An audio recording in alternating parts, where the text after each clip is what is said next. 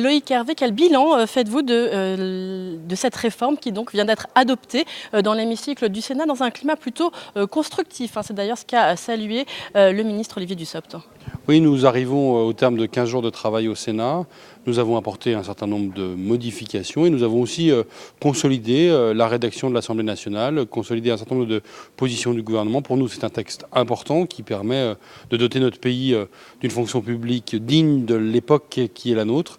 Et donc, nous avons encore quelques points de divergence avec l'Assemblée nationale.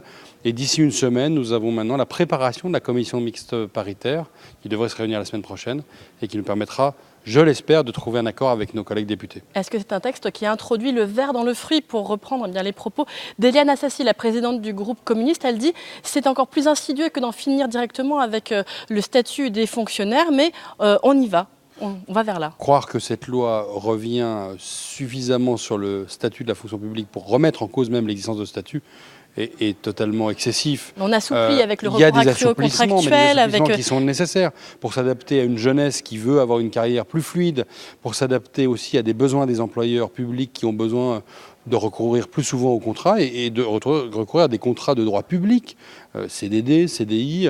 Donc ce sont des assouplissements, des améliorations que nous avons apportées aux agents publics, aux fonctionnaires, qui sont vraiment des assouplissements nécessaires.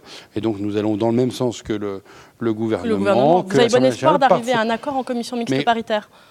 Nous avons des points d'accord qui sont nombreux, nous avons des points de désaccord qui sont un peu moins nombreux, mais qui sont importants, qui touchent aux commissions administratives paritaires des centres de gestion, par exemple, qui touchent à l'amplitude de l'ordonnance pour notamment la suppression de l'ENA.